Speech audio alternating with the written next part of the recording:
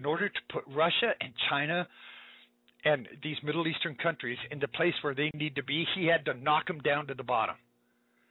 And that's what he did by dissolving the Soviet Union to the point where they were ashamed and said, we need to make a comeback. The only way we can do that is to make alliances with our neighbors. China is Russia's neighbor. And they were built back up in a stronger union than they have ever had in history, which perfectly sets up Ezekiel 38 and 39. I personally was too blind to see that when they crashed. We all have faults. God says, your ways are not my ways, and your thoughts are not my thoughts. And like I always said, he always does things in ways that I would have never thought of. And I say all the time that when we watch these end-time prophecies come to pass, we can talk about them and we can talk about some possible scenarios. But until he actually does it, we won't know exactly how it's going to go down. Because he always surprises us. That's what makes him God. So he broke them down, gave them this strong alliance with India and Syria and Iran and China, with these Middle Eastern countries, the perfect setup of Ezekiel 38 and 39 of Gog and Magog. And I think that's very important here because this is also perfect alliance with the fig tree prophecy. China and Russia are now not only did they lie about their alliances, they said it was just other reasons and it wasn't military or political, when all it is military and political. Because those are the only two parts of their alliance that they're exercising. They're still buying underneath the sanctions and paying with gold. Russia also released a statement saying that the logical question is the point of placing under the threat the entire internationally agreed structure of a nuclear disarmament. Pentagon officials promised to press forward with plans for more tests of their anti-missile systems. Well, that just made their alliance even stronger. Their trade it's boosted 100-fold. It's said to be growing by $8 to $10 billion a year.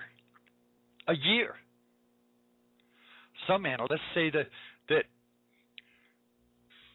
Russia and China are becoming one of the largest alliances in the world, that they could be the new global leaders. And they are calling for a one world order, for a new world order, for a new world currency, a one world currency. And they've been calling for a while.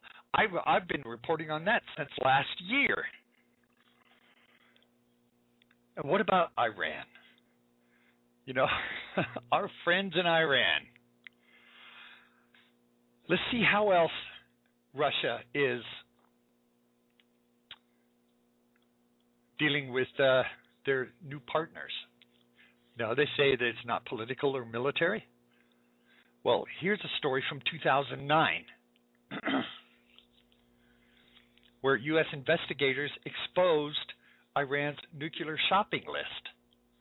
Now, what's telling about this is, well, listen to this story. New York District Attorney, who's heading a long-term investigation in the Islamic regime's complex web of illicit overseas financial operations, told U.S. senators there was little time left to halt Tehran's atomic weapon program. He's warning all the more soberly that Iran's last successful test fire of a sophisticated medium-range missile that could strike Israel, Central Europe, and Western forces in the Middle East and Afghanistan with warheads. Who built their nuclear reactor? Russians. The Russians sent their scientists to Tehran. They built Iran's first nuclear reactor. Now, Russia has nuclear weapons, and they sent Russian scientists over there to build their nuclear plant. Are they also getting weapons of mass destruction technology from Russia? Russia says no. Then where are they getting this technology? The Russians were there, teaching them, showing them. Again, another lie, another falsehood from Middle Eastern countries and Russia and Iran. And what do we get from that? We get Iran with a shopping list of these very things. You know, Mr. Obama issued a timetable for future talks with Iran for the first time, telling the visiting Israeli Prime Minister Netanyahu he expected to know by the end of the year whether Tehran was making a good faith effort to resolve differences. And that in itself is an ignorant statement because they have never done that. There's been an investigation that revealed the Iranians were negotiating to buy 400 geometers, 600 accelerometers, and 100 pieces of metal titanium, crucial technology for building accurate long-range missiles that could deliver nuclear payloads. Now, why are they shopping for this stuff if there's no intent for a nuclear weapon? This is how strong this alliance has been, the technology that they've acquired from somebody, and why is it even important about all of this stuff? Well, let me tell you why. It's because of Mahmoud Ahmadinejad and the current Ayatollah. He's often courted controversy since he became president in 2005. His rhetoric against the United States and Israel is unbending. In 2009, international criticism intensified when his re-election caused his country's worst political unrest since the 1979 revolution. In fact, the supreme leader, Ayatollah Khomeini, who has the final say in matters of state, declared the vote for Ahmadinejad to be valid, and they swore him in 2005, even though the people said they didn't vote him in. Why did the Ayatollah do that? Well, let's take a look at Ahmadinejad. He's the son of a blacksmith. He was born in 1956 in Gamzar, near Tehran. He holds a PhD in traffic and transport from Tehran's University of Science and Technology. He was not well known. He was mayor of Tehran in 2003. While running the city, he reduced social felons. He curtailed some crime. He took social freedoms. His rise to power and landslide victory in 2005 surprised the international community. There's been confusion about his role in the Islamic Revolution in 1979. You remember that with the hostages? Jimmy Carter. Several of the 52 Americans who were held hostage in the embassy in the months after the revolution. They're certain that Ahmadinejad was among those who captured him. He was part of that. He insists he wasn't there. His website says he joined the Revolutionary Guard voluntarily after the revolution. He's also reported to have served in a covert operation during the 88 war with Iraq. He's been a strong backer of the nuclear program. He also said that it's his job to wipe Israel off the map. And that's what's important. Because we now have the alliance of Russia and China and Ahmadinejad. Now we know that Russia and Iran are both heavily involved in Syria, in this civil war in Syria. All of these countries are surrounding Israel for the prophecy of Ezekiel 38 and 39. So what do we have here? We have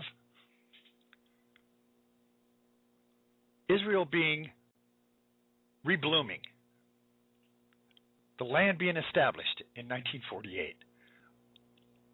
We have what seemed to be the crash of the Soviet Union ending 38 and 39.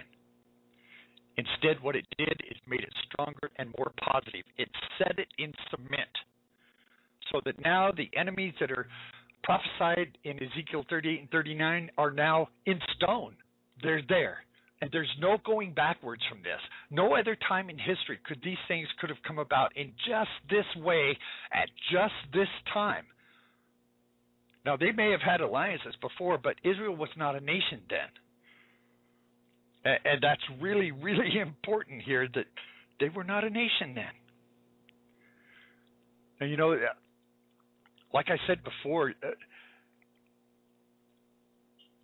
it was Russia who went in and built their nuclear reactor. That's what really set them up. Russia's been moving military ships and battleships into the port off of Syria ever since this thing started. They said that these huge ships were there to evacuate Russians. Obviously, they weren't. Ahmadinejad has been sending Revolutionary Guard to Syria. Mr. Obama recently said that there's a red line. If they use chemical weapons, they're crossing a red line. Well, now that reports are coming out that are credible, saying that they have crossed that red line, now Mr. Obama's backing off. Thank you for the credibility, Mr. Obama. If you say there's going to be a red line and they cross it, then you need to do what you said. Instead, we're losing credibility by making a threat and not standing good on it. Never should have made the threat in the first place. So we need to consider Israel coming back, reblooming, the people coming back, the Jews, the Israelites coming back to Israel as a homeland, never before in history, and can never happen again, and it's prophesied in the Bible. This should be a wake-up call. This should open the eyes of every true Christian, everyone who is praying for the return of Christ to fix this dying, broken world. Now, if you're scared, if all of this scares you, then you need to check your relationship with God. Because, turbulent times are coming. How's it going to affect you? If you're under God's protection, you don't have anything to worry about. Do you trust Him?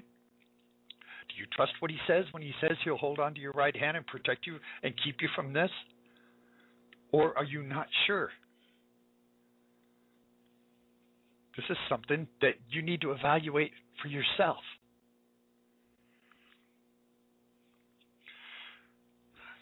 All right.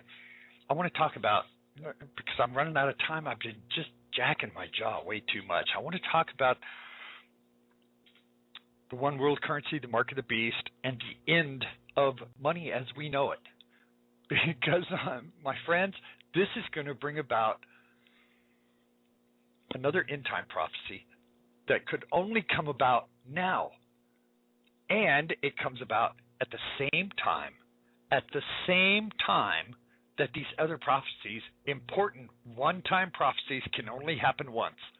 Israel coming back can only happen once like this, with the other end-time prophecies falling right into place. My friends, we need to be awake. We need to be awake on this. Now, this one world currency is going to bring the mark of the beast. And make no mistake about this. We think that these world economies that are crashing all over the world are not simply coincidental.